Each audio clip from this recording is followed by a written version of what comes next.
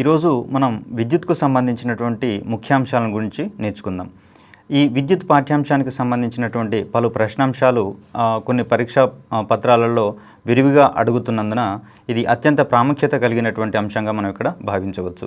అదేవిధంగా దైనందిన జీవితంలో విద్యుత్ యొక్క అవసరం ఎంతో ఎక్కువగా ఉన్నటువంటి అంశాన్ని ఇక్కడ మనం గుర్తించాల్సి వస్తుంది. ఈ విధమైనటువంటి వినియోగించే క్రమంలో విద్యుత్కు సంబంధించినటువంటి అంశాలను మనం జోడించుకుంటూ దీనికి సంబంధించినటువంటి ప్రిపరేషన్ కనుక కొనసాగితే ఇక్కడ విద్యుత్కు సంబంధించిన పాఠ్యాంశాలని క్షుణ్ణంగా అధ్యయనం చేయడానికి, అదేవిధంగా సంబంధిత జ్ఞానం మనకు ఎక్కువ రోజుల పాటు గుర్తుంచుకోవడానికి అవకాశం ఉంటుంది. సో ఈ విద్యుత్కు సంబంధించినటువంటి అంశాలను కనుక మనం చూస్తే ప్రాథమిక అంశాల నుంచి ఎక్కువగా బిట్లు పడినటువంటి దాఖలాలు మనకు కనబడుతున్నాయి. అదేవిధంగా విద్యుత్ ప్రసారం ఆధారంగా వివిధ పదార్థాలను ఏ విధంగా వర్గీకరించారనేటటువంటి విషయాల్లో పలు ప్రశ్నలు అడిగిన దాఖలాలు మనకి ఇక్కడ ఉన్నాయి. తర్వాత విద్యుత్కు సంబంధించినటువంటి వివిధ ఘటాలు, వాటి యొక్క వోల్టేజ్కి సంబంధించినటువంటి ప్రాథమిక భావనలు, వీటి మీద కూడా ప్రశ్నలు పడిన దాఖలాలు మనకి ఇక్కడ ఉన్నాయి. వీటితో పాటుగా పలు విద్యుత్ ఉపకరణాలు, వాటికి సంబంధించినటువంటి ఉపయోగాల మీద కూడా మనకు పలు పరీక్షల్లో ప్రశ్నలు అడిగినటువంటి దాఖలాలు కనిపిస్తున్నాయి. కాబట్టి వీటికి సంబంధించినటువంటి అంశాలను క్షుణ్ణంగా మనం నేర్చుకుందాం. ఇక్కడ విద్యుత్కు సంబంధించినటువంటి అంశాలను వివరించడానికి కాను ప్రాచీన కాలం నుంచి కూడా శాస్త్రవేత్తలు పలు పరిశోధనలు చేశారు. వీరి పరిశీలన ఆధారంగా విద్యుత్కు సంబంధించినటువంటి ఎన్నో అంశాలు మనకు అందుబాటులోకి వచ్చినాయి. దీనికి సంబంధించినటువంటి ప్రాథమిక భావనలు కనుక ఒకసారి మనం చూస్తే ప్రాచీన కాలంలో కొన్ని ప్రయోగాలు జరిపారు కొన్ని వస్తువులతోటి. దీంట్లో భాగంగా సిల్క్ క్లాత్ తోటి గ్లాస్ రాడ్ను కనుక రుద్దితే ఈ గ్లాస్ రాడ్ అనేది ఎలక్ట్రాన్లను కోల్పోయి ధనావేశాన్ని పొందుతుంది అనేటటువంటి అంశాన్ని గ్రహించడం జరిగింది. గ్లాస్ రాడ్ ఎలక్ట్రాన్లను కోల్పోవడం వల్ల దానికి వచ్చేటటువంటి ఆవేశాన్ని ధనావేశంగా గుర్తించడం జరిగింది. అదేవిధంగా ఉలెన్ క్లాత్తో ఎబోనైట్ రాడ్ను కనుక రుద్దితే ఈ ఎబోనైట్ కడ్డీ అనేది ఎలక్ట్రాన్లను గ్రహించి రుణావేశాన్ని పొందుతుందనేటటువంటి అంశాలను కూడా గ్రహించడం జరిగింది. ఎబోనైట్ కడ్డీ ఎలక్ట్రాన్లను గ్రహించడం వల్ల అది రుణావేశాన్ని పొందుతుందని, ఈ విధంగా ఏదైనా ఒక పదార్థము ఎలక్ట్రాన్లను గ్రహిస్తే అది రుణావేశాన్ని పొందుతుందని, మరియు ఎలక్ట్రాన్లను కోల్పోతే అది ధనావేశాన్ని పొందుతుందనేటటువంటి అంశాలను గ్రహించడం జరిగింది. ఈ ధనావేశాలు మరియు రుణావేశాలు అనేవి విద్యుత్ ప్రవహించడంలో కీలకమైనటువంటి పాత్రను పోషిస్తాయని చెప్పేసి గుర్తించడం జరిగింది. మరికొన్ని అంశాలలోకి మనం కనుక లోతుగా వెళ్తే ఈ విద్యుదావేశానికి ప్రమాణాలుగా మనం కూలుంబ్ని నిర్ణయించినాం. అదేవిధంగా విద్యుత్కి ఆద్యుడిగా మనం థేల్స్ అనేటటువంటి శాస్త్రవేత్తని పేర్కొంటాం. ఈ విద్యుత్కు సంబంధించినటువంటి పలు ప్రయోగాల ద్వారా ఈ విద్యుత్ యొక్క అంశాలను విరివిగా అందుబాటులోకి తీసుకొచ్చిన శాస్త్రవేత్తగా మనం ఇక్కడ థేల్స్ని చెప్పుకుంటాం. తర్వాత విద్యుత్కు సంబంధించినటువంటి ఆవేశాలను ప్రాథమికంగా ధన మరియు రుణ ఆవేశాలుగా వర్గీకరించినటువంటి ఘనత బెంజమిన్ ఫ్రాంక్లిన్కి దక్కుతుందనేటటువంటి అంశాన్ని ఇక్కడ మనం గుర్తుంచుకోవాలి. విద్యుత్ ఆవేశాలను ధన రుణ ఆవేశాలుగా వర్గీకరించిన శాస్త్రవేత్త ఎవరు అనే క్రమంలో ఒకవేళ పరీక్షాంశం కనుక వచ్చినట్లయితే దీనికి సంబంధించినటువంటి శాస్త్రవేత్తగా మనం బెంజమిన్ ఫ్రాంక్లిన్ని గుర్తుంచుకోవాల్సి ఉంటుంది. తర్వాత ఈ ఆవేశము అందించబడినటువంటి వస్తువులకు ఏ రకమైనటువంటి ఉంటుందనేటటువంటి అంశాలు, ఏ విధంగా ప్రవర్తిస్తుంది అనేటటువంటి అంశాన్ని కనుక మనం పరిశీలించినట్లయితే బోలు వస్తువులకు అందించేటటువంటి ఆవేశము వాటి యొక్క ఉపరితలం మీదనే స్థిరపడి ఉంటుందనేటటువంటి అంశంలో ఒక స్థిరమైన అభిప్రాయానికి రావడం జరిగింది.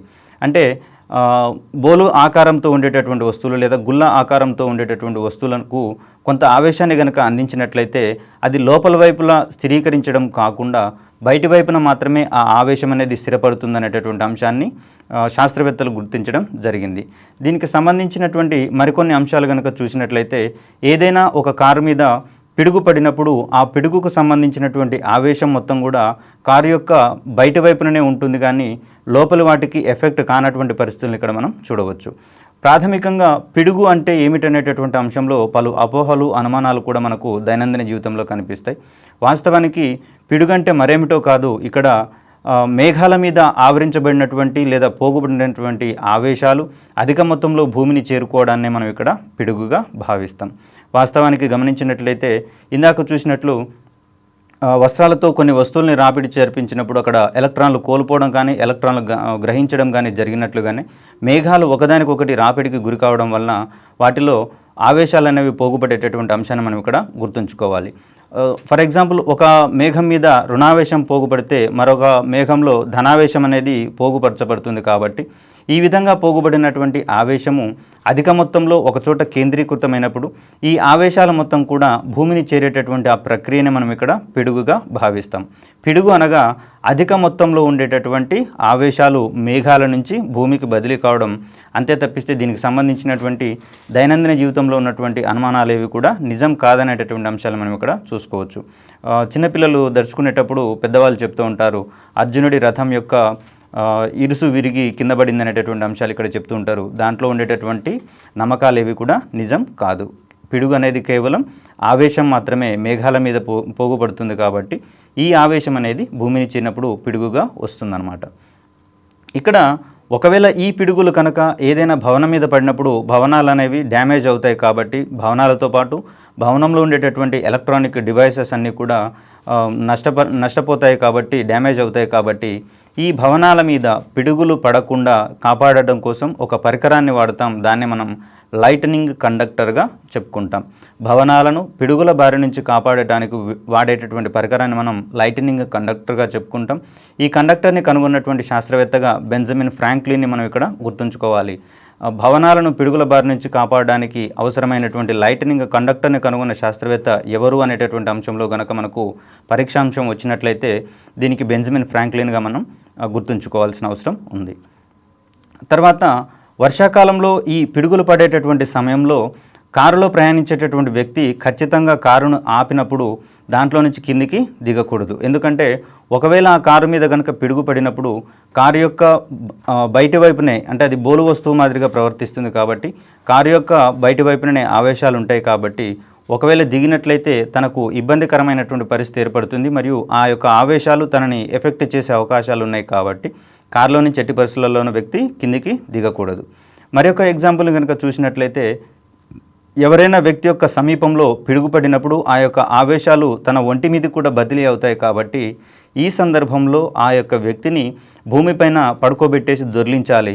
ఈ విధంగా దొర్లించినప్పుడు తన మీదకి వచ్చినటువంటి ఆవేశాలు లేదా తన శరీరం మీద పోగుపడినటువంటి పిడుగుకు సంబంధించినటువంటి ఆవేశాలు మొత్తం కూడా భూమిలోకి చేరుకొని పోయి ఆ వ్యక్తి సురక్షితంగా విద్యుత్ బారి నుంచి బయటపడతాడు. కాబట్టి ఇట్లాంటి యొక్క ప్రాథమిక అంశాలను గుర్తుంచుకుంటే ఆ సమయంలో, ఆ విపత్కర సమయంలో మనం ఏ విధంగా ప్రవర్తించి ఆయా మనుషుల్ని కాపాడవచ్చు అనేటటువంటి అంశంలో మనం ఇక్కడ కొంత మనవంతు సహాయాన్ని మనం చేసుకోవచ్చు.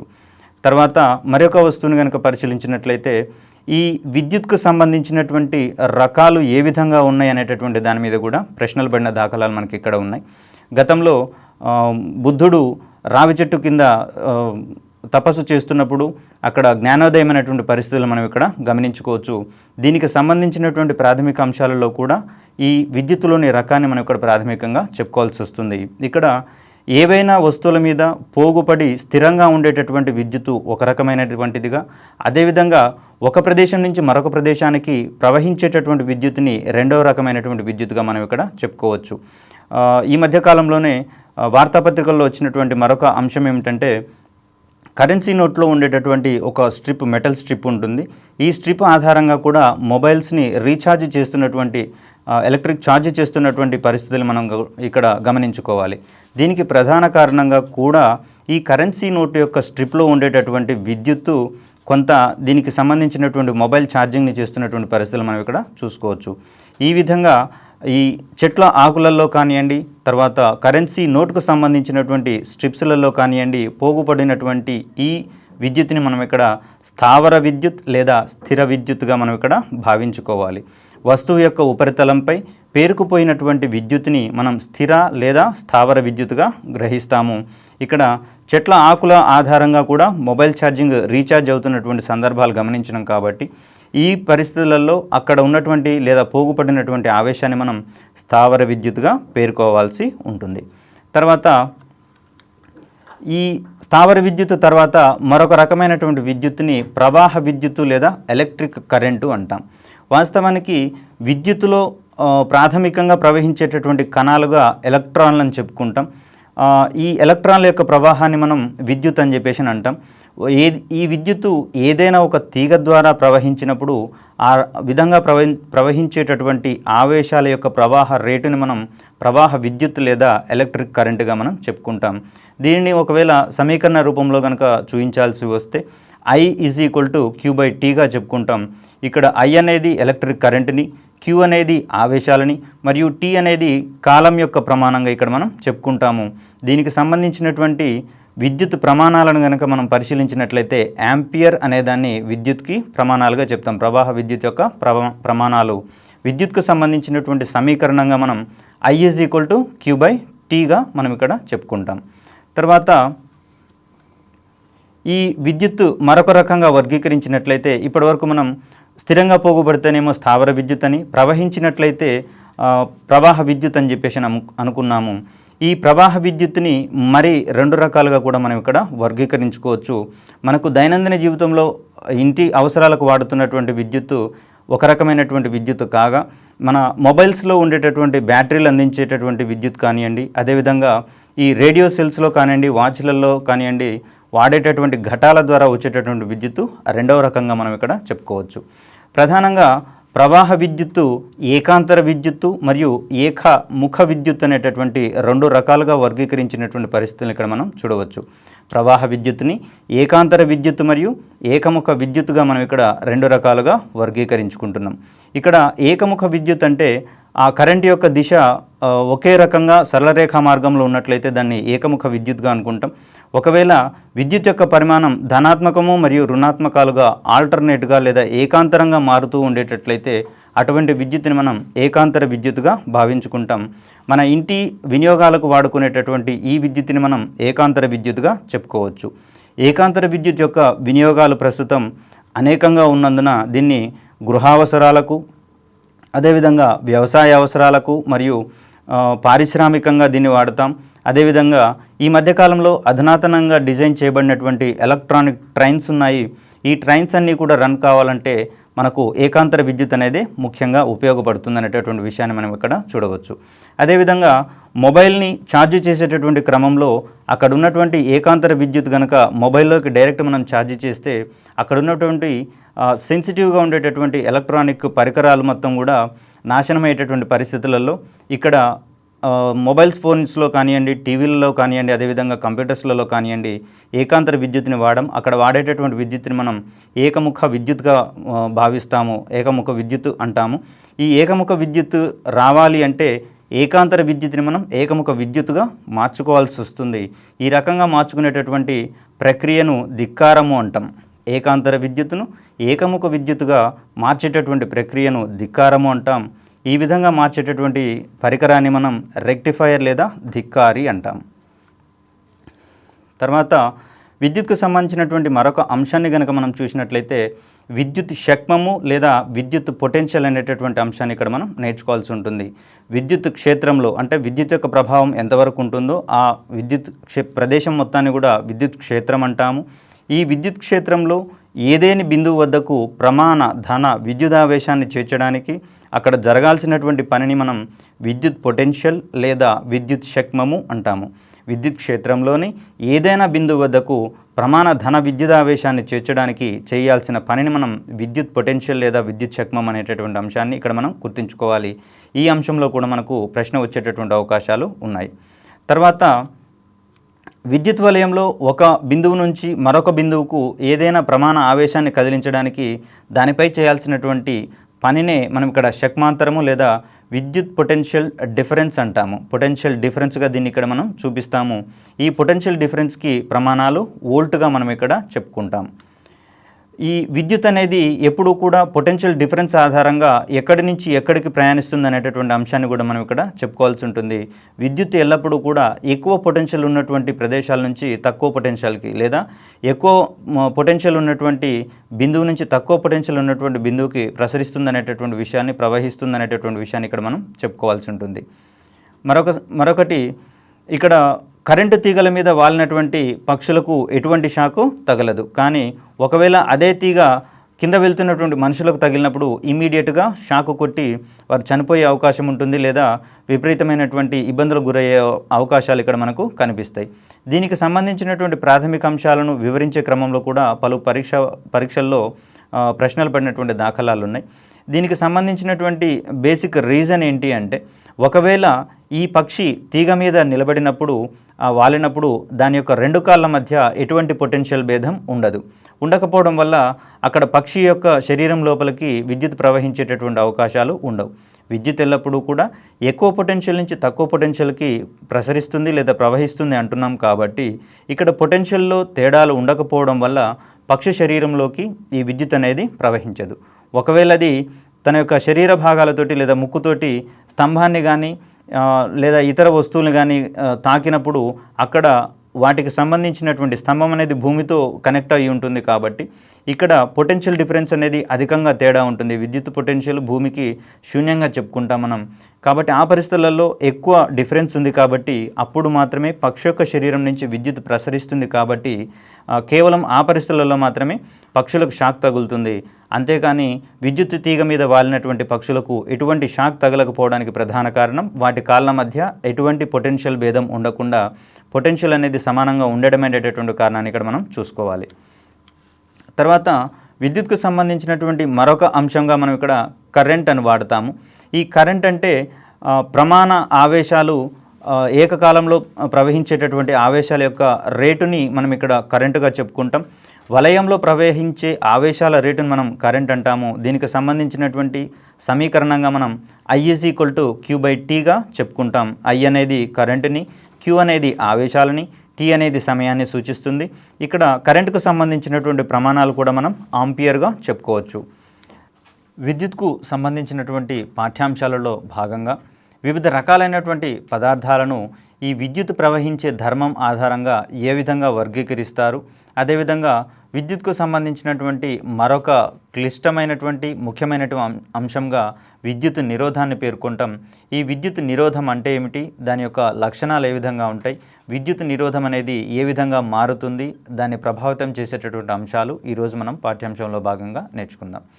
ఈ విద్యుత్ ప్రవహించేటటువంటి ధర్మాన్ని ఆధారంగా చేసుకొని పదార్థాలను 3 రకాలుగా వర్గీకరించినాం. మనకు సృష్టిలో ఉన్నటువంటి పదార్థాలన్నీ కూడా విద్యుత్తును తమ గుండా ప్రసరింప చేయవు.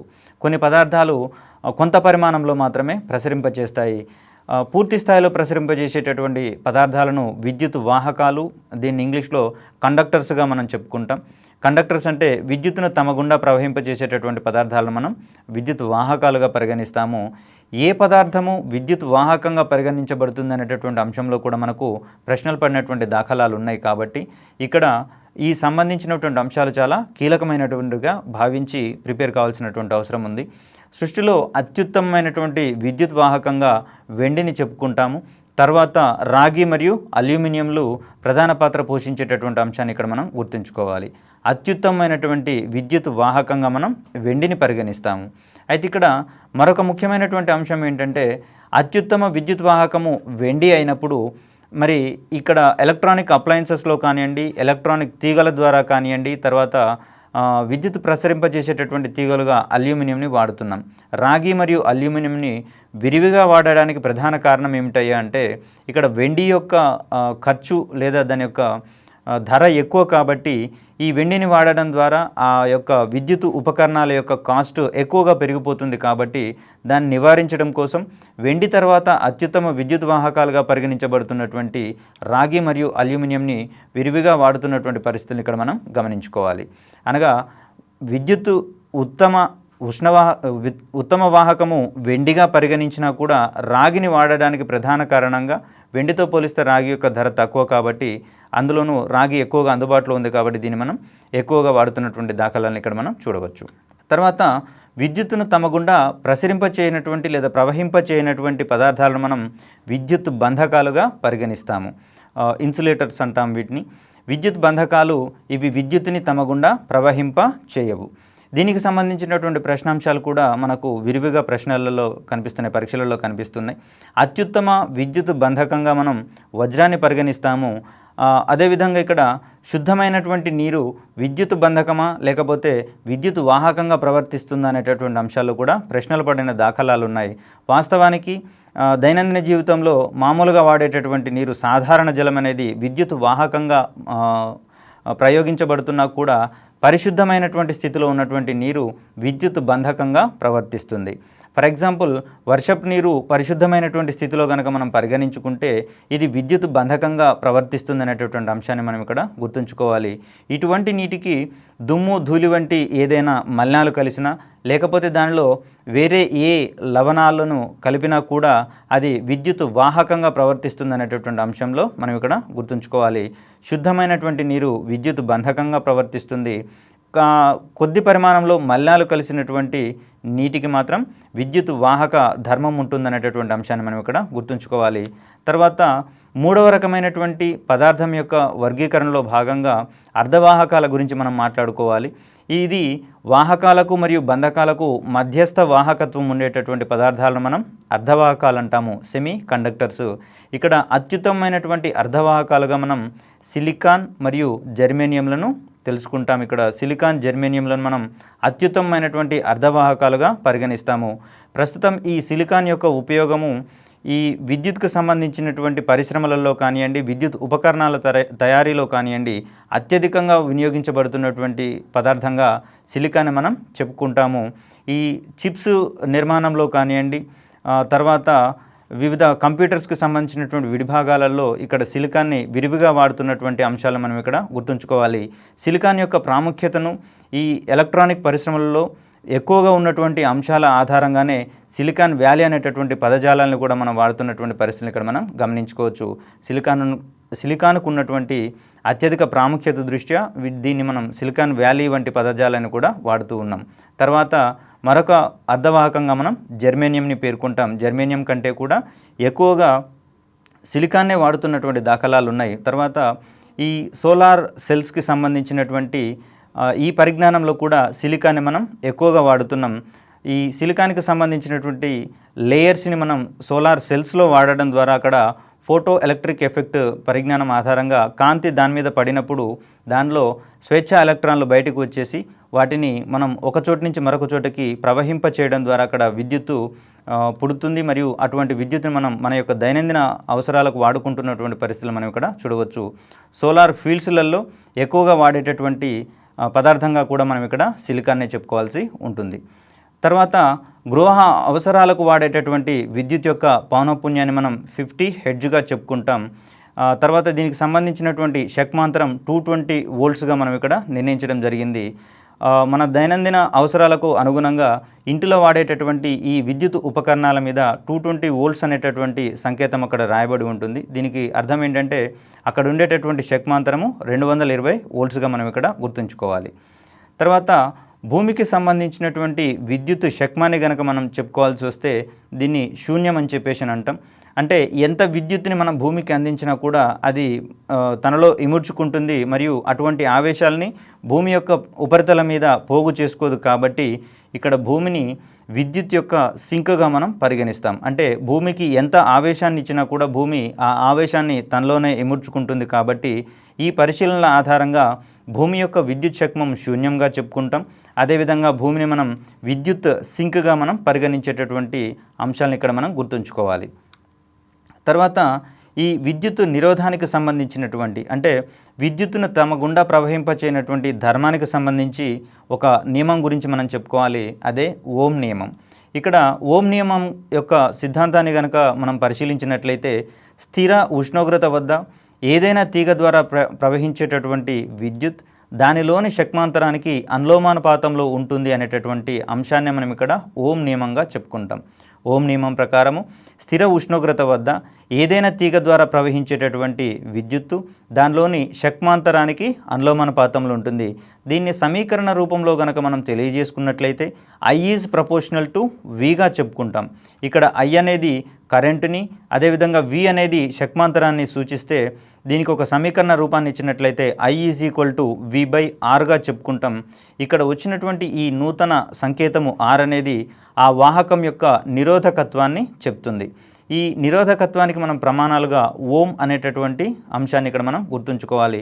నిరోధం యొక్క ప్రమాణాలు ఏమిటి అనేటటువంటి అంశంలో కూడా పలు పరీక్షల్లో ప్రశ్నలు వచ్చినటువంటి దాఖలాలు ఉన్నాయి. కాబట్టి ఈ నిరోధానికి వాహకం యొక్క నిరోధకత్వానికి ప్రమాణాలు ఓంగా గుర్తుంచుకోవాలి. ఏదైనా ఒక విద్యుత్ ప్రవహించేటటువంటి తీగలో ఆ విద్యుత్ ప్రవహించేటటువంటి ధర్మాన్ని వ్యతిరేకించేటటువంటి ఆ పదార్థ స్వభావాన్ని మనం విద్యుత్ నిరోధంగా భావిస్తాం. తీగ ద్వారా విద్యుత్ ప్రవహించేటప్పుడు ఆ ప్రవాహాన్ని వ్యతిరేకించేటటువంటి పదార్థం యొక్క సహజ స్వభావాన్ని మనం ఇక్కడ విద్యుత్తు నిరోధంగా పేర్కొంటాం. ఈ నిరోధానికి సంబంధించినటువంటి మరికొన్ని అంశాలు కనుక మనం గమనించినట్లయితే నిరోధాలను ఏ విధంగా అనుసంధానించాలి అనేటటువంటి అంశంలో కూడా ప్రశ్నలు పడ్డాయి.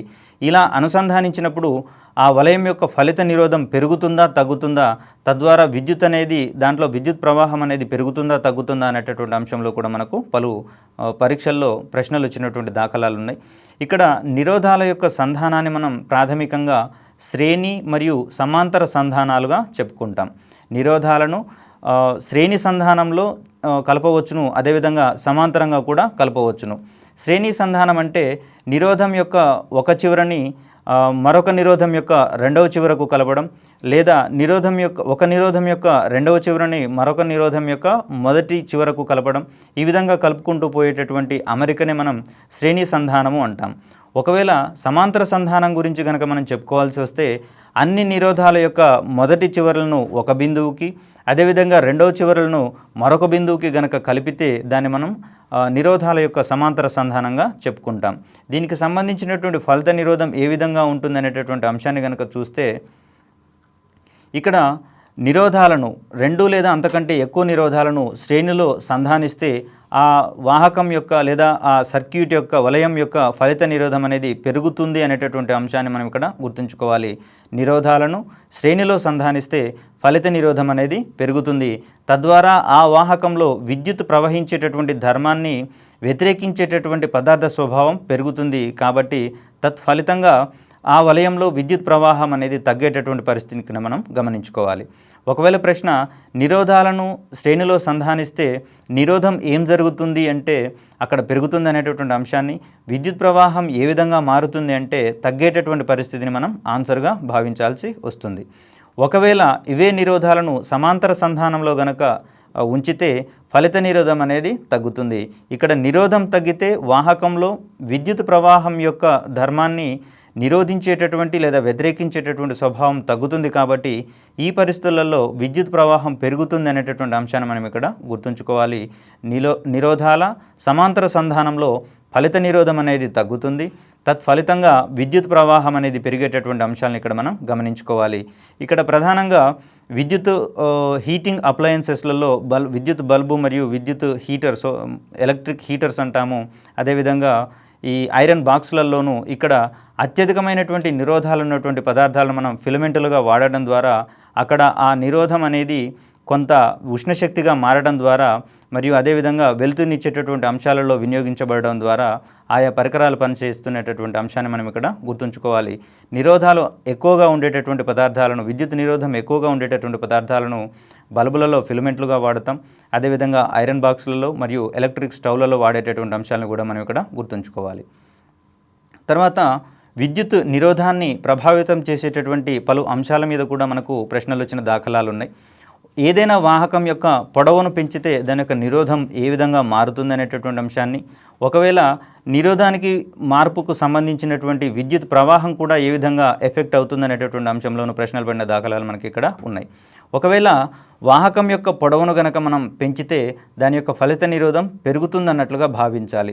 దీన్నే మనం వాహకం యొక్క పొడవు పెరిగినప్పుడు ఆ నిరోధాలను శ్రేణిలో సంధానించినట్లుగా భావించుకొని ఆ సందర్భంలో నిరోధం పెరుగుతుంది. కాబట్టి ఇక్కడ కూడా వాహకం యొక్క పొడవు పెరిగితే నిరోధం పెరుగుతుందనేటటువంటి అంశాన్ని ఇక్కడ మనం జోడించుకోవడం ద్వారా ఈ కాన్సెప్ట్ అనేది సులభంగా మనకు గుర్తుండిపోతుంది. ఒకవేళ వాహకం యొక్క పొడవు కనుక తగ్గితే అక్కడ నిరోధం అనేది తగ్గుతుంది. పొడవు తగ్గడం వల్ల ఆ వాహకంలో విద్యుత్ ప్రవహించేటటువంటి ధర్మాన్ని వ్యతిరేకించేటటువంటి ధర్మం కూడా సహజంగా తగ్గుతుంది. కాబట్టి వాహకం యొక్క పొడవు తగ్గితే విద్యుత్ నిరోధం కూడా తగ్గుతుంది అనేటటువంటి అంశాన్ని ఇక్కడ మనం గుర్తుంచుకోవాలి. మరొక అంశంగా అడ్డుకోత వైశాల్యాన్ని చెప్తాం. అంటే విద్యుత్ నిరోధాన్ని ప్రభావితం చేసేటటువంటి మరొక ముఖ్యమైనటువంటి అంశంగా అడ్డుకోత వైశాల్యం గురించి చెప్పుకుంటాం. వాహకం యొక్క అడ్డుకోత వైశాల్యం గనక పెరిగితే అక్కడ నిరోధం తగ్గుతుంది. ఒకవేళ వాహకం యొక్క అడ్డుకోత వైశాల్యము తగ్గితే నిరోధం పెరుగుతుంది అనేటటువంటి అంశాలని గుర్తుంచుకోవాలి. అడ్డుకోత వైశాల్యం పెరిగింది అంటే అక్కడ నిరోధాలను సమాంతర సంధానంలో అనుసంధానించేటటువంటి అంశాలను మనం ఇక్కడ గుర్తుంచుకోవాలి. ఆ సందర్భంలో నిరోధం తగ్గుతుంది కాబట్టి ఏదైనా వాహకం యొక్క అడ్డుకోత వైశాల్యం పెరిగితే ఆటోమేటిక్గా అక్కడ నిరోధం తగ్గుతుంది కాబట్టి తత్ఫలితంగా విద్యుత్ యొక్క ప్రవాహం అనేది పెరుగుతుంది. అదేవిధంగా వాహకం యొక్క అడ్డుకోత వైశాల్యం తగ్గినట్లయితే ఫలిత నిరోధం పెరుగుతుంది కాబట్టి ఆటోమేటిక్ ఇక్కడ విద్యుత్ ప్రవాహం అనేది తగ్గుతుంది.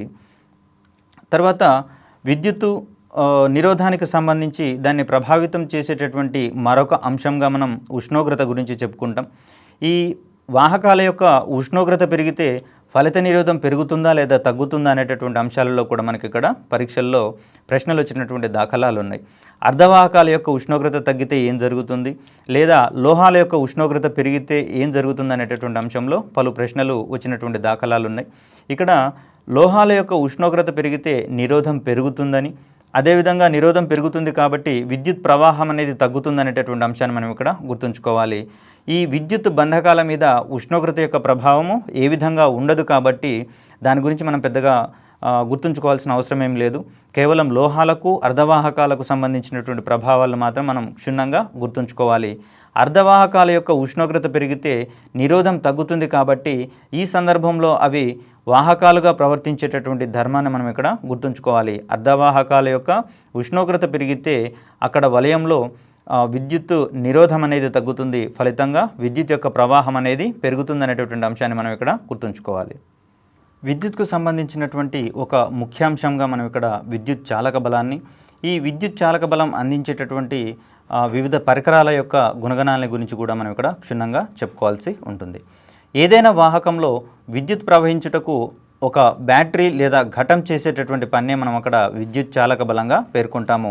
ఇక్కడ ఆవేశాలు ఒక ప్రదేశం నుంచి మరొక ప్రదేశానికి ప్రవహించడానికి అవసరమయ్యేటటువంటి సామర్థ్యాన్ని ఇచ్చేటటువంటి పదార్థంగా లేదా పరికరంగా మనం ఇక్కడ బ్యాటరీని చెప్పుకుంటాం.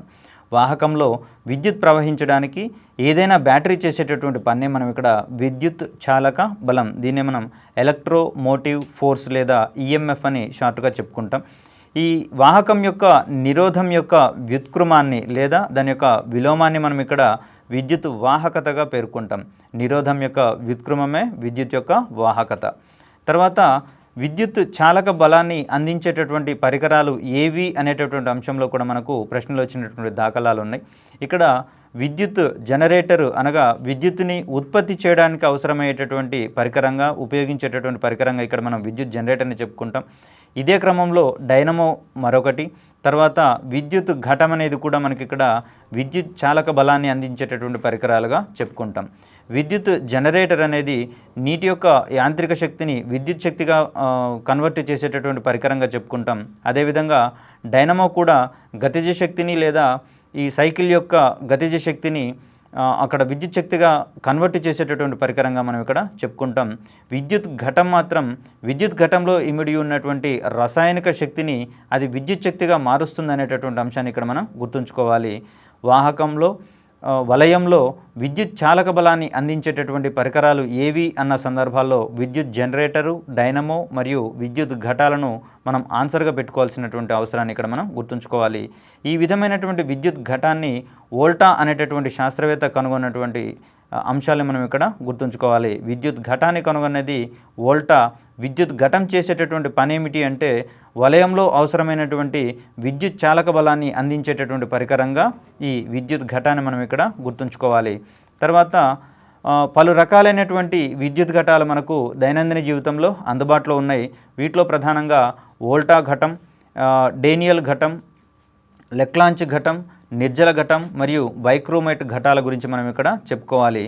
ఈ ఒక్కొక్క ఘటంలో ఆనోడుగా దేన్ని వాడతాం, క్యాథోడ్గా దేన్ని వాడతాం అనేటటువంటి అంశాలలో పలు ప్రశ్నలు వచ్చినటువంటి దాఖలాలు ఉన్నాయి.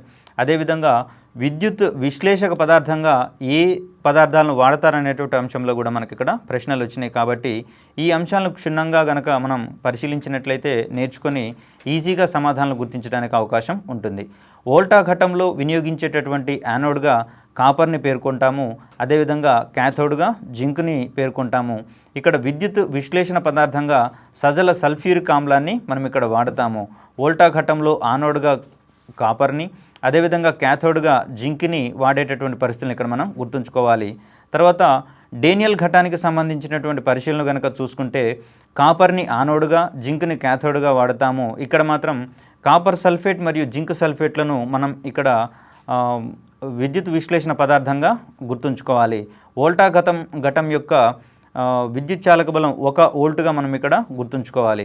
లెక్లాంచ్ ఘటాన్ని కనుక మనం పరిశీలించినట్లయితే ఇక్కడ ఆనోడ్గా కార్బన్ని వాడతారు, అదేవిధంగా క్యాథోడ్గా జింక్ని వాడతాము, మరియు విద్యుత్ విశ్లేషక పదార్థంగా మనం ఇక్కడ అమ్మోనియం క్లోరైడ్ని వాడతాము.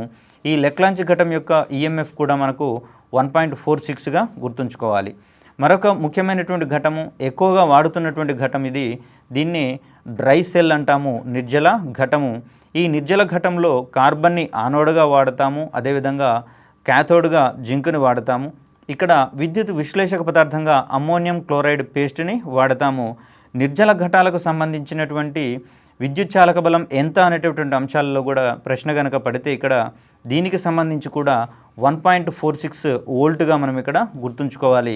అత్యధిక విద్యుత్ చాలక బలాన్ని ఇచ్చేటటువంటి ఘటం ఏది అనేటటువంటి అంశంలో కనుక ప్రశ్న పడితే దానికి సమాధానంగా మనం బైక్రోమేట్ ఘటం గురించి చెప్పుకోవాలి. ఈ బైక్రోమేట్ ఘటం అనేది ఎక్కువ విద్యుత్ చాలక బలాన్ని అందించేటటువంటి ఘటంగా మనం గుర్తుంచుకోవాలి. ఇది 2 వోల్టుల విద్యుత్ చాలక బలం అందించడానికి ఉపయోగపడుతుంది. కాబట్టి బైక్రోమేట్ ఘటం అనేది ఎక్కువ విద్యుత్ చాలక బలాన్ని ఇచ్చేటటువంటి ఘటంగా మనం ఇక్కడ పేర్కొంటాము. దీంట్లో యానోడ్గా కార్బన్ని వాడతాము, క్యాథోడ్గా జింక్ని వాడతాము, సజల సల్ఫ్యూరిక్ ఆమ్లాన్ని విద్యుత్ విశ్లేషణ పదార్థంగా మనం ఇక్కడ వాడతాము. ఈ ప్రత్యేక పరిశీలనాంశాల ఆధారంగా కూడా ఒకవేళ ప్రశ్నలు పడేటటువంటి అవకాశాలు ఉంటాయి. అమ్మోనియం క్లోరైడ్ని విద్యుత్ విశ్లేషణ పదార్థంగా వాడేటటువంటి ఘటాలు ఏవి అనే అంశంలో కనుక పరీక్షలో ప్రశ్న వస్తే దీనికి సంబంధించి లెక్లాంచ్ ఘటము మరియు నిర్జల ఘటాలను మనం ఆన్సర్గా పేర్కొనాల్సి ఉంటుంది. ఒకవేళ సజల సల్ఫ్యూరిక్ ఆమ్లాన్ని ఏ ఘటాలలో కనుక విద్యుత్ విశ్లేషణ పదార్థంగా వాడతారు అనేటటువంటి అంశంలో బైక్రోమేట్ ఘటం మరియు వోల్టా ఘటాలను మనం ఇక్కడ చూసుకోవాల్సి ఉంటుంది. ఈ క్రింది వానిలో సజల సల్ఫ్యూరిక్ ఆమ్లం విద్యుత్ విశ్లేషంగా వినియోగించేటటువంటి ఘటం ఏది అని ఒకవేళ ప్రశ్న కనుక అడిగితే దానికి ఆప్షన్స్గా డేనియల్ ఘటం, లెక్లాంచ్ ఘటం, నిర్జల ఘటం మరియు బైక్రోమేట్ ఘటాలను కనుక ఆప్షన్స్గా ఇస్తే ఇక్కడ సజల సల్ఫ్యూరిక్ ఆమ్లం బైక్రోమేట్ ఘటంలోను మరియు వోల్టా ఘటంలోను వాడతాం. కాబట్టి ఇచ్చిన ఆప్షన్స్లలో బైక్రోమేట్ ఘటం ఉంది కాబట్టి బైక్రోమేట్ ఘటాన్ని మనం ఇక్కడ ఆన్సర్గా పరిగణించాల్సి వస్తుంది. తదుపరి విశిష్ట నిరోధానికి సంబంధించినటువంటి ప్రధాన అంశాలను గుర్తుంచుకోవాలి. దీని మీద కూడా పలు ప్రశ్నలు మనకు కనపడుతున్నటువంటి దాఖలాలు ఉన్నాయి. ప్రమాణ పొడవు, ప్రమాణ అడ్డుకోత వైశాల్యం కలిగినటువంటి వాహకం యొక్క నిరోధాన్నే మనం ఇక్కడ విశిష్ట నిరోధంగా చెప్పుకుంటాం. ఏదైనా వాహకాన్ని తీసుకున్నప్పుడు దానికి ప్రమాణమైనటువంటి పొడవు, అడ్డుకోత వైశాల్యాన్ని నిర్ధారించినప్పుడు దానికి ఉండేటటువంటి నిరోధాన్ని మనం ఇక్కడ విశిష్ట నిరోధం అంటాము. అత్యధికమైనటువంటి విశిష్ట నిరోధం కలిగినటువంటి లోహం ఏమిటి అనేటటువంటి అంశంలో ప్రశ్న కనుక పడితే దీనికి మ్యాంగనీస్ని మనం ఆన్సర్గా చెప్పాల్సినటువంటి అవసరం ఉంది. తర్వాత అత్యల్ప విశిష్ట నిరోధం కలిగినటువంటి లోహంగా వెండిని పేర్కొంటాం. అందుకని ఇది ఉత్తమ విద్యుత్ వాహకంగా గుర్తించబడుతుంది అనేటటువంటి అంశాన్ని ఇక్కడ మనం గుర్తుంచుకోవాలి. తర్వాత మిశ్రమ లోహాలలో అత్యధిక విశిష్ట నిరోధం ఉన్నటువంటి పదార్థంగా నిక్రోమ్ని చెప్పుకుంటాం. దీనికి విశిష్ట నిరోధం ఎక్కువగా ఉంది కాబట్టే నిక్రోమ్ని మనం ఎలక్ట్రానిక్ హీటర్స్లలో దాన్ని ఫిలమెంట్గా వాడుతున్నటువంటి పరిస్థితులను మనం ఇక్కడ గుర్తుంచుకోవాలి. ఈ అత్యధిక విశిష్ట నిరోధం ఉన్నందువల్ల ఈ నిక్రోమ్ తన గుండా విద్యుత్ని ఎక్కువగా ప్రసరింప చేయకుండా దాన్ని నిరోధిస్తుంది. కాబట్టి ఇక్కడ జరిగేటటువంటి ఘర్షణ పరిస్థితులలో అక్కడ ఉన్నటువంటి విద్యుత్ ప్రవాహం మొత్తం కూడా ఉష్ణశక్తిగా మారుతున్నటువంటి పరిస్థితులు మనం ఇక్కడ గుర్తుంచుకోవాలి. విద్యుత్ ప్రవహించేటటువంటి ధర్మాన్ని అత్యధికంగా నిరోధిస్తుంది కాబట్టే నిక్రోమ్ అనేది విద్యుత్ శక్తిని ఉష్ణశక్తిగా మారుస్తుంది. కాబట్టి దాన్ని ఎక్కువగా మనం సోలార్ హీటర్స్లలో, ఎలక్ట్రిక్ హీటర్స్లలో వాడుతున్నటువంటి పరిస్థితులను ఇక్కడ మనం గమనించుకోవాలి. ఈ విశిష్ట నిరోధానికి సంబంధించినటువంటి ప్రమాణాలుగా మనం ఓం, మీటర్లను చెప్పుకుంటాము. తర్వాత ఈ అధిక విశిష్ట నిరోధం ఉంది కాబట్టి లోహాలను ఎక్కువగా హీటింగ్ కాయిల్స్, అదేవిధంగా ఫిలమెంట్స్గా వాడుతున్నటువంటి దాఖలాలను చూడవచ్చు. వీటి యొక్క ప్రధాన ధర్మం ఏమిటంటే ఇవి అధిక నిరోధం ఉన్న కారణంగా వీటి గుండా ప్రవహించే విద్యుత్ మొత్తాన్ని కూడా ఇవి ఉష్ణశక్తిగా మారుస్తాయి. ఏది ఎక్కువ విద్యుత్ని ఉష్ణశక్తిగా మారుస్తుందో అటువంటి పదార్థాలను మాత్రమే మనం ఇక్కడ ఫిలమెంట్లుగా వాడతాము. తర్వాత నిరోధము ఎక్కువగా మరియు ద్రవీభవన స్థానం తక్కువగా ఉన్నటువంటి కొన్ని లోహాలను ఈ విద్యుత్ వలయాలు బ్రేక్ చేసేటటువంటి ఫ్యూజ్ వైర్లుగా వాడేటటువంటి పరిస్థితులను ఇక్కడ మనం చూడవచ్చు. నిరోధం ఎక్కువ మరియు అల్ప ద్రవీభవన స్థానం కలిగినటువంటి ఈ మిశ్రమ లోహంగా టైప్ మెటల్ని చెప్తాం. ఈ టైప్ మెటల్ అనేది లెడ్ మరియు తగరముల యొక్క మిశ్రమ లోహంగా చెప్తాం.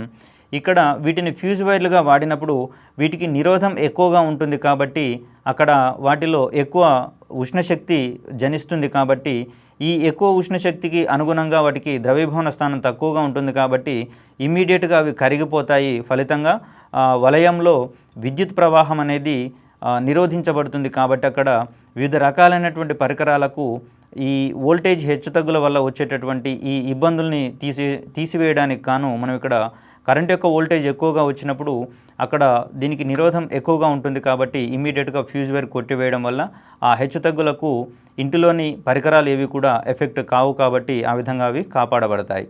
తర్వాత వలయంలో విద్యుత్ ప్రవాహంలో మార్పులు వచ్చినట్లయితే దానికి సమీపంలో ఉండేటటువంటి మరొక వలయంలో విద్యుత్తును ప్రేరేపించేటటువంటి ప్రక్రియను మనం అన్యోన్య ప్రేరణగా చెప్పుకుంటాము. దీనికి సంబంధించినటువంటి పూర్వ పరిశోధనలుగా ఆయిరిస్టెడ్ చేసినటువంటి పరిశోధనలు మనం చెప్పుకోవాల్సి ఉంటుంది.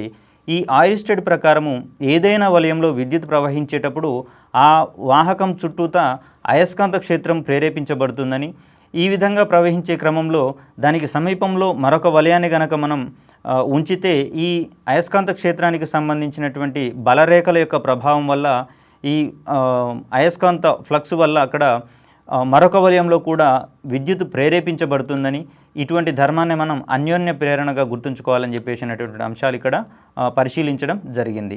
ఏదైనా ఒక వలయంలో విద్యుత్ ప్రవాహంలో మార్పులు ఉండటం వల్ల దానికి సమీపంలో ఉండేటటువంటి మరో వలయంలో విద్యుత్ ప్రేరేపించబడితే అటువంటి ప్రక్రియను మనం అన్యోన్య ప్రేరణ అంటాము.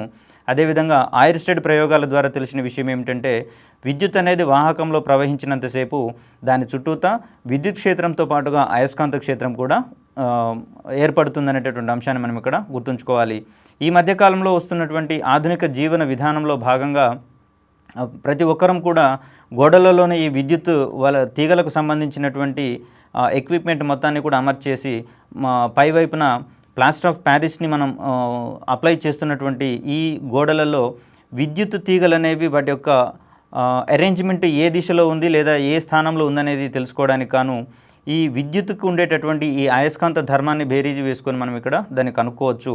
దీనికి సంబంధించి ఈ అయస్కాంత దిక్సూచిని కనుక అక్కడ గోడల మీద దాన్ని మనం ఉంచినప్పుడు లేదా కదులుతున్నప్పుడు ఏ గోడలోని ఏ ప్రదేశంలోనైతే ఈ అయస్కాంత దిక్సూచిలో ఫ్లక్చుయేషన్స్ వస్తాయో ఆ ప్రాంతం నుంచి ఆ వైరు వెళ్తున్నట్టుగా మనం భావించుకోవాలి. దీనిని విద్యుత్ యొక్క అయస్కాంత ధర్మంగా మనం ఇక్కడ గమనించుకోవాలి. తర్వాత ఈ అన్యోన్య ప్రేరణ అనేటటువంటి ధర్మం ఆధారంగా పనిచేసేటటువంటి ఒక పరికరాన్ని గురించి ఇక్కడ మనం చెప్పుకోవాలి. దీన్ని మనం పరివర్తకము, దీన్ని ట్రాన్స్ఫార్మర్ అంటాము. ఈ ట్రాన్స్ఫార్మర్ అనేది దీనిలో ఇది పనిచేయడంలో ఉన్నటువంటి సూత్రం ఏమిటి అంటే అన్యోన్య ప్రేరణ అనేటటువంటి ధర్మాన్ని ఇక్కడ మనం చెప్పుకోవాలి. ఈ పరివర్తకాన్ని మనం వోల్టేజ్ని పెంచడానికి అదేవిధంగా వోల్టేజ్ని తగ్గించడానికి గాను వాడతాము. వోల్టేజ్ని తగ్గించేటటువంటి ట్రాన్స్ఫార్మర్ని మనం స్టెప్ డౌన్ ట్రాన్స్ఫార్మర్గా వాడతాము. తర్వాత వోల్టేజ్ని పెంచేటటువంటి ట్రాన్స్ఫార్మర్లను మనం స్టెప్ అప్ ట్రాన్స్ఫార్మర్ అంటాము. ఇక్కడ వోల్టేజ్ని తగ్గించే స్టెప్ డౌన్ ట్రాన్స్ఫార్మర్ అనేటటువంటి క్రమంలో ఈ ట్రాన్స్ఫార్మర్ మనం సబ్స్టేషన్లలోనూ ఇళ్లలోనూ వాడేటటువంటి పరిస్థితులను ఇక్కడ మనం గుర్తుంచుకోవాలి. క్రింది ఏ పరిసరాలలో వోల్టేజ్ని తగ్గించే ట్రాన్స్ఫార్మర్లను వాడతారు అంటే సబ్స్టేషన్లోను మరియు గృహాలలోనూ వాడతారు అనేటటువంటి విషయాన్ని ఇక్కడ మనం గుర్తుంచుకోవాలి. మరొక రకమైన ట్రాన్స్ఫార్మర్గా మనం వోల్టేజ్ని పెంచేటటువంటి ట్రాన్స్ఫార్మర్ గురించి మాట్లాడుకోవాలి. ఈ వోల్టేజ్ని పెంచేటటువంటి ట్రాన్స్ఫార్మర్ని మనం స్టెప్ అప్ ట్రాన్స్ఫార్మర్ అంటాము. ఇక్కడ విద్యుత్ ఉత్పత్తి కేంద్రాలలో ఈ రకమైనటువంటి ట్రాన్స్ఫార్మర్లను విరివిగా వాడుతున్నాం. తర్వాత ఒక తీగ చుట్టలోని అయస్కాంత అభివాహం అనేది కాలంతో పాటుగా మారితే ఆ వలయంలో విద్యుత్ ప్రేరేపించబడుతుందనేటటువంటి అంశాన్ని కనుగొన్న శాస్త్రవేత్తగా ఫారడేని మనం ఇక్కడ చెప్పుకోవాల్సి ఉంటుంది. తీగ చుట్టలో అయస్కాంత అభివాహము కాలంతో పాటుగా మారితే ఆ వలయంలో విద్యుత్ ప్రేరేపించబడుతుంది. తర్వాత ఈ డైనమో, జనరేటర్ మరియు విద్యుత్ ఉత్పత్తి కేంద్రాల్లో పనిచేసేటటువంటి ప్రాథమిక సూత్రంగా మనం విద్యుత్ అయస్కాంత ప్రేరణ గురించి చెప్పుకోవాల్సి ఉంటుంది. విద్యుత్ ప్రవహించేటటువంటి వాహకంలో విద్యుత్ క్షేత్రంతో పాటుగా అయస్కాంత క్షేత్రం కూడా ఏర్పడుతుంది అనేటటువంటి అంశాన్ని ఇక్కడ మనం గుర్తుంచుకున్నాం. తర్వాత ఇదే సూత్రాన్ని మనం డైనమో మరియు జనరేటరు అదేవిధంగా విద్యుత్ ఉత్పత్తి కేంద్రాల్లో విద్యుత్తుని ఉత్పత్తి చేయడానికి దాని వెనకాల ఉన్నటువంటి ప్రాథమిక సూత్రంగా కూడా మనం ఇక్కడ విద్యుదయస్కంద ప్రేరణ గురించి చెప్పుకోవాల్సి ఉంటుంది. ఈ క్రమంలోనే విద్యుత్కి సంబంధించినటువంటి పలు ఉపకరణాలు అవి చేసేటటువంటి పనుల గురించి కూడా కొన్ని ప్రశ్నాంశాలు ఉన్నటువంటి అంశాలను మనం ఇక్కడ చూసుకోవాలి. దీంట్లో ప్రధానంగా స్వర్ణపత్ర విద్యుద్దర్శిని గురించి చెప్పుకుంటాము. ఈ స్వర్ణపత్ర విద్యుద్దర్శిని అనేది వస్తువుల మీద ఉన్నటువంటి స్థావర విద్యుత్ యొక్క స్వభావాన్ని తెలుసుకోవడానికి ఇక్కడ మనం ఉపయోగిస్తాము.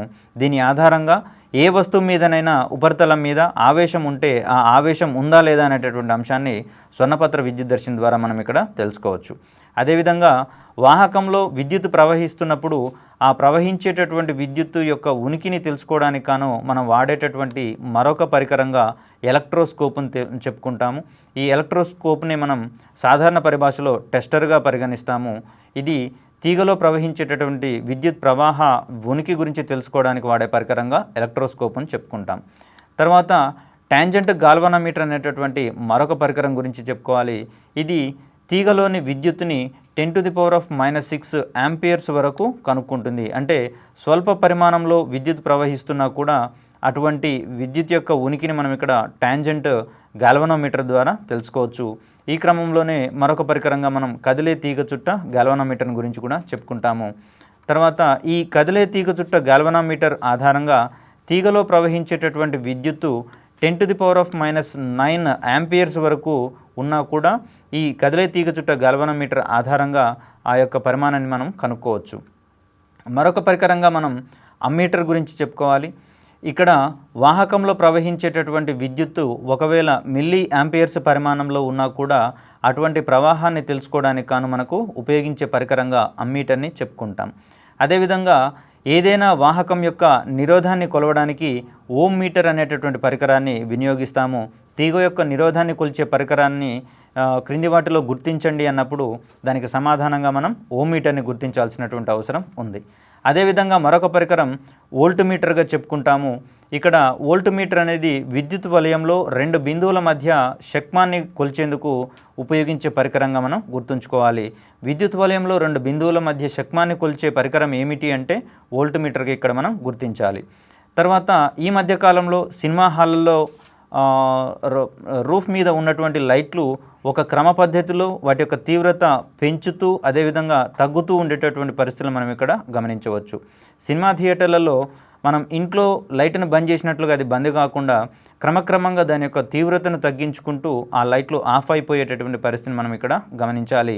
అదేవిధంగా అవి వెలిగించే క్రమంలో వాటి యొక్క తీవ్రత క్రమక్రమంగా పెరుగుతూ అవి ప్రకాశవంతంగా వెలిగేటటువంటి పరిస్థితులను ఇక్కడ మనం గమనించవచ్చు. ఈ విధంగా చేయడానికి ఉండేటటువంటి అమరిక కలిగినటువంటి పరికరాన్ని మనం రియోస్టాట్గా చెప్పుకుంటాం. దీన్ని విరివిగా సినిమా థియేటర్లలో అదేవిధంగా ఫంక్షన్ హాళ్ళల్లో మనం ఇక్కడ వాడేటటువంటి పరిస్థితులను చూడవచ్చు. ఇక్కడ రియోస్టాట్ అనేది ఆ వలయంలో లైట్లను అనుసంధానించినప్పుడు వాటి యొక్క నిరోధాలను క్రమక్రమంగా మార్చగలిగేటటువంటి పరికరంగా మనం ఇక్కడ గుర్తిస్తాము. క్రమక్రమంగా నిరోధాన్ని పెంచడానికి గాను క్రమక్రమంగా నిరోధాన్ని తగ్గించడానికి గాను వాడేటటువంటి పరికరాన్ని మనం రియోస్టాట్గా పరిగణించాలి. ఈ రియోస్టాట్ యొక్క అడ్జస్ట్మెంట్ ఏ విధంగా ఉంటుందంటే నిరోధాన్ని క్రమంగా పెంచుకుంటూ పోయినప్పుడు అక్కడ వాహకంలో విద్యుత్ ప్రవాహం అనేది తగ్గుతుంది కాబట్టి ఆ బల్బుల యొక్క తీవ్రత అనేది లేదా వెలుగు అనేది క్రమక్రమంగా తగ్గుతూ ఆఫ్ అయిపోయేటటువంటి పరిస్థితులు మనం అక్కడ చూడవచ్చు. తర్వాత నిరోధాన్ని క్రమక్రమంగా తగ్గించే క్రమంలో అక్కడ విద్యుత్ ప్రవాహం అనేది పెరుగుతూ అవి ప్రకాశవంతంగా వెలిగేటటువంటి పరిస్థితులు మనం అక్కడ గమనించుకోవచ్చు. దీంట్లో ప్రాథమిక రియోస్టాట్ అనేది వాహకంలో నిరోధాలను మార్చగలిగేటటువంటి అయితే అవసరమైనప్పుడు పెంచగలిగేటటువంటి అవసరం లేనప్పుడు తగ్గించగలిగేటటువంటి పరికరంగా ఇక్కడ మనం చెప్పుకోవచ్చు. మరొక పరికరంగా మీటర్ బ్రిడ్జ్ అనేటటువంటి పరికరాన్ని చెప్పుకుంటాము. ఇది తీగ యొక్క విశిష్ట నిరోధాలను లెక్కించబడేటటువంటి పరికరంగా మనం మీటర్ బ్రిడ్జిని చెప్పుకోవచ్చు. అదేవిధంగా విద్యుత్ బల్బుకు సంబంధించినటువంటి అంశాలను కూడా మనం ఇక్కడ గుర్తుంచుకోవాలి. ఇది విద్యుత్ శక్తిని వెలుతురుగా ఉష్ణశక్తిగా మార్చేటటువంటి పరికరంగా మనం ఇక్కడ చెప్పుకుంటాం. అదేవిధంగా ఎలక్ట్రానిక్ హీటర్స్కి సంబంధించి ఎలక్ట్రానిక్ ఐరన్ బాక్సులకు సంబంధించి ఇవి విద్యుత్ శక్తిని ప్రధానంగా ఉష్ణశక్తిగా మార్చేటటువంటి పరికరాలుగా మనం ఇక్కడ గుర్తుంచుకోవాలి. ఈ విధంగా విద్యుత్కు సంబంధించినటువంటి ప్రాథమిక భావనలలో ఈ విద్యుత్ ఉపకరణాలకు సంబంధించినటువంటి ఉపయోగాలు మనకు ఎన్నో ఎక్కువగా ఉంటాయి కాబట్టి వీటికి సంబంధించినటువంటి పలు కీలక అంశాలు మనకు ఎగ్జామ్లలో అడిగే అవకాశం ఉంది కాబట్టి వీటి యొక్క పనితీరు తర్వాత వాటి యొక్క అవసరతల దృష్ట్యా ఏ పరికరాన్ని వాడతామనేటటువంటి అంశాలని కనుక మనం క్షుణ్ణంగా గుర్తుపెట్టుకుంటే దీనికి సంబంధించినటువంటి ప్రశ్నలకు మనం సులువుగా సమాధానాలు నేర్చుకోవచ్చు.